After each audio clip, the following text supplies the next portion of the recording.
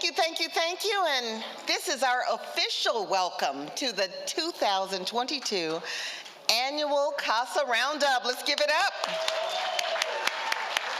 My name is Dr. Michelle Bowers, and I am the proud president of CASA this year. And yes, thank you. Thank you. And I am also very excited because I've had the opportunity, after being superintendent for 10 years in Lancaster, to announce that I recently retired, so now I'm the former superintendent. Thank you, but I am pleased to have the opportunity to continue to stay actively engaged and involved in supporting our youth, especially efforts to really strategically target improved outcomes and experiences for African American youth. So thank you. That's what today is all about, coming together to celebrate, exchange strategies, and stay focused on the right work.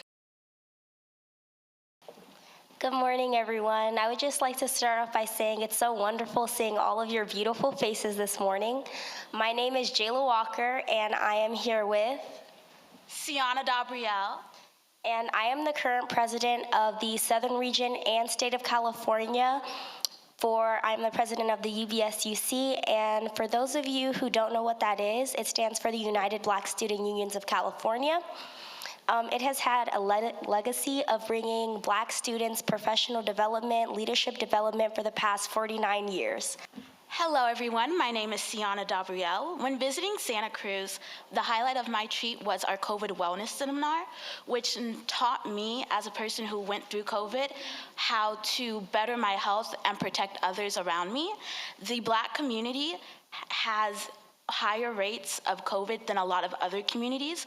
And when we compared this to the vaccine rates in other communities, it taught me that our vaccines did help us, and we allowed things like misinformation and other rumors to be spread and stop us from getting the vaccine. But Black Americans are 2.5 times more likely to get the COVID-19 disease, 5 times as likely to be hospitalized, 2.5 times more likely to die. And without the vaccination, we know that everyone in the community is in jeopardy. But American medicine has had a very uncomfortable relationship with African Americans. And if we look at the history, we know that Black bodies have been subjected to research and experimentation, sometimes without consent. And one of the most horrendous of all of the research studies was the so-called Tuskegee syphilis study, renamed by the descendants of the men who were subjects of that study. They renamed it the United States Public Health Service Study of Untreated Syphilis in Tuskegee and Macon County, Alabama. What we propose now is that the medical establishment, Big Pharma, work with African American communities and work with African American students by doing things like supporting STEM, and it's STEM to the second power. That's science, technology, engineering, mathematics, and medicine. Good morning, everyone. My name is Cheryl Cotton, and I'm happy to be here on behalf of our State Superintendent of Public Instruction, Tony Thurmond. CASA is a critical support to the development of Black leadership in the field of education. He wanted to be sure that California Department of Education was represented here today. The superintendent has been an advocate for all students in California and works hard to ensure that our Black students receive the quality education they deserve. So we're really going to explore principles in transforming education, and we're here to support. You all are the really ones that are doing the work. And so the world has transformed, and education needs to do that as well, correct? We talk about travel, which used to be hard to do. Travel is easy now. We have a global economy. We're not just competing in our local areas. We're now competing with people across the world. People speak in 5 languages. One thing I've learned by working on the East Coast and now on the West Coast is something that is mysterious to some, but should be acknowledged by all of us. Guess what? And this is a secret. Kids on that side and this side, they all have the same exact number of chromosomes.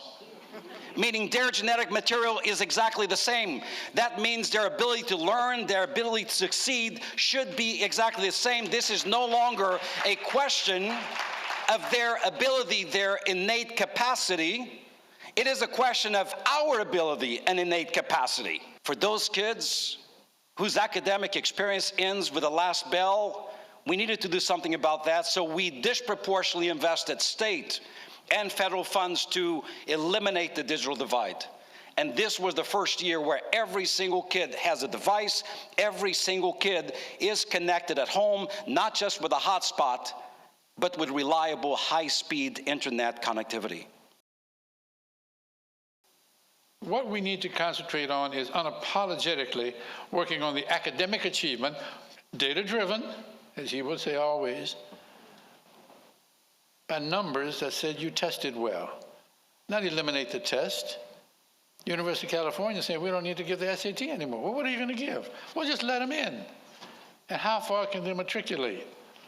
I don't have a problem with paying attention to the social, emotional needs of children, especially black children, but not at the expense of believing they can't do mathematics, they can't write paragraphs, they can't read.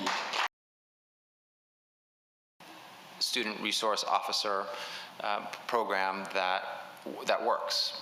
Just because it's not working now with the appropriate training and mission and guidance and guardrails, it could. And it starts with knowing that our children are the treasure. That's the #1 priority. Protect our children at all costs. Don't criminalize them. Don't punish them. Don't fuel the prison or the school to prison pipeline. That's not what you're for. You're there for them, to support them. And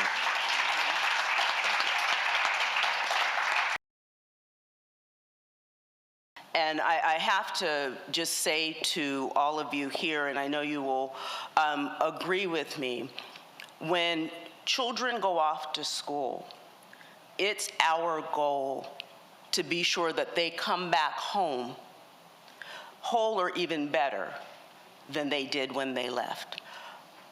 The safety of our children, it's not a political conversation, their lives. And we can't politicize what our responses are based upon the tenor. We've got to really bring all of our educational partners into the fold. Have very authentic conversations on how we want to create safe school environments for our students.